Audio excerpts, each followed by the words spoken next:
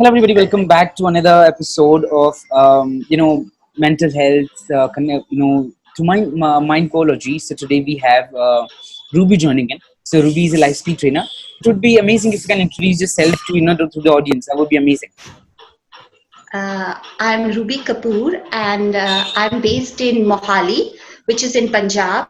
And I have been associated with various engineering colleges in Punjab and Himachal Pradesh, training students in life skills.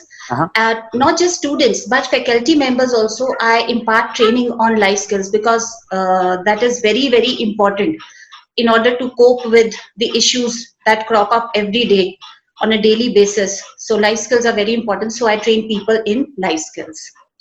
Okay, wonderful. Thank you very much for the introduction. Coming back to mental health. So today's topic is going to be loneliness. And as I've already spoken to you, so the first question before getting into loneliness and the topic and the solutions, first I would love if you can clearly tell me what is the definition of mental health according to you. See, if we put it in straight words, mental health is related to your thinking, your feeling, and your behavior in everyday life. Yeah. But there is a difference between good mental health and poor mental health. Okay. When you talk about good mental health, that means that you are able to bounce back from adversity, trauma, stress, etc. See, we all have these episodes of stress, Yeah. hardships and challenges, etc. in our lives. But if we are able to bounce back, Mm-hmm. that is the most important thing, and that constitutes, if you are able to do that, then that means you have good mental health. And but here I would like to add that some of us, not no one is immune to problems, Okay. but some of us are more vulnerable. And when I also talk about bouncing back, that means you're able to maintain your optimism during bad times and good times. Okay, you Okay. are more flexible, you are productive. Mm-hmm. When you have good mental health, that means you are productive, you are flexible, and you are able to take in and then come back. You are able to recover fast. That Yeah. is it. Okay, thank you. Yeah. So coming to the topic of today, which is loneliness, I would be like, what is loneliness? What is loneliness according to you? If you can speak about that. Loneliness, let me tell you, because if I just tell you, see, loneliness is this and that. No, I would tell you that how a lonely person feels. A lonely person feels isolated. It is always me versus the whole world, because a lonely person feels that he has not had his share of love, his share of understanding. Nobody understands him in a sincere way. So as a result, he is not connected with the world, and it is not it does not happen in a second or so.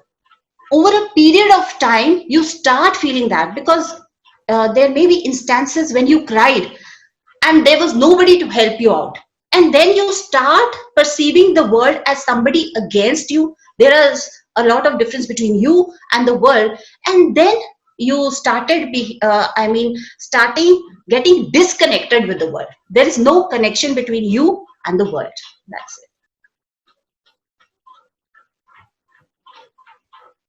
How would you describe loneliness? And what is the major problem somebody feels himself or herself lonely? What's the main reason for that? See, like I said, that the main reason is because you sought something. There have been instances in your life when you sought something and there was nobody to provide you that support. Okay. And then you start feeling, it might be just one reason, but then you tend to generalize. So that generalizing led to your believing that you are pitted against the world. You don't see the like, for example, let me give you an example. See this migrant issue. Like, we all feel connected with them, even Yeah. though we belong to a different socio-economic strata, but Yeah. we are able to feel that human experience of deprivation, hunger, etc. Yeah. But a lonely person would feel that yes, he is not connected to the world in any way. So there's no meaning in life, there's no purpose in life.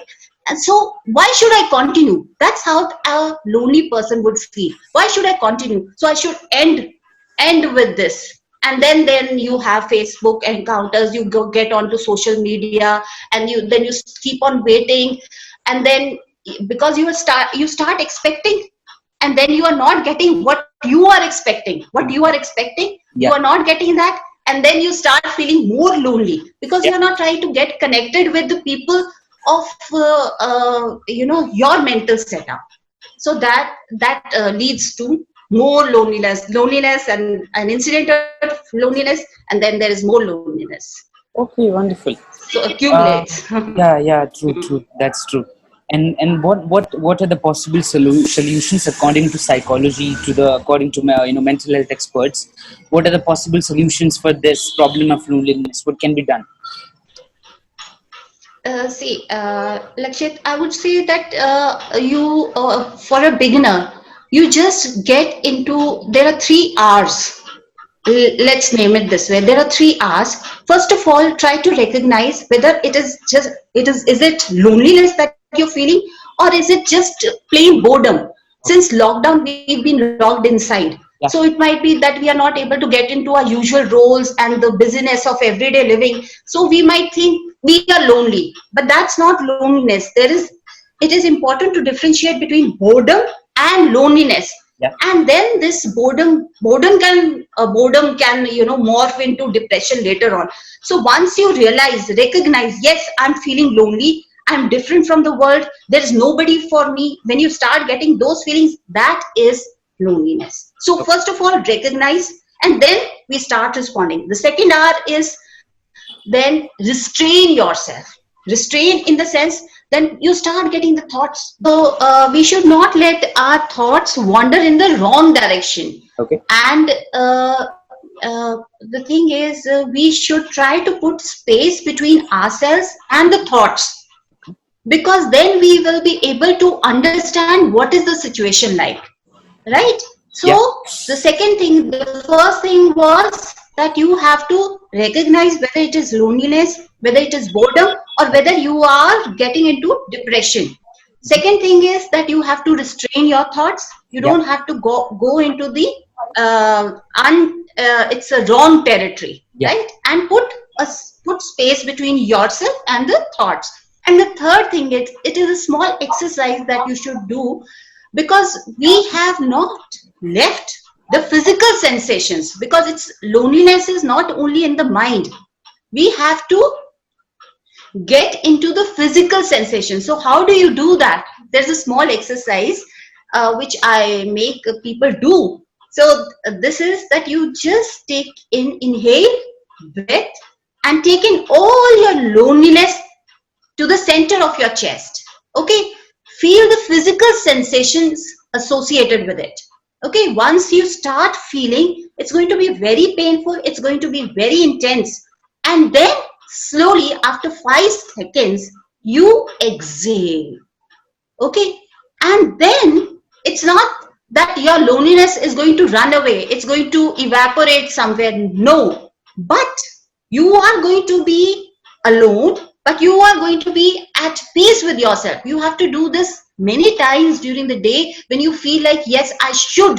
Now this is something, Lakshit, I have to tell you, you have to make a conscious effort to do this, conscious effort to come out of your loneliness. So once you are at peace with yourself, you know your place in the world, and then you can take 2 3 other steps, and those are like, you should try to be brave enough to approach people, to find that human connection.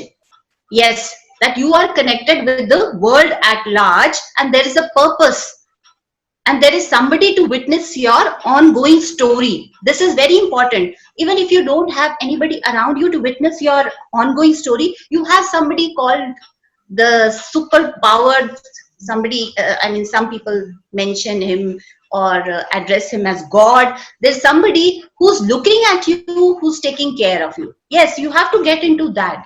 There is somebody who's looking at you, who's witnessing your story, and your story is important, and just go ahead with it.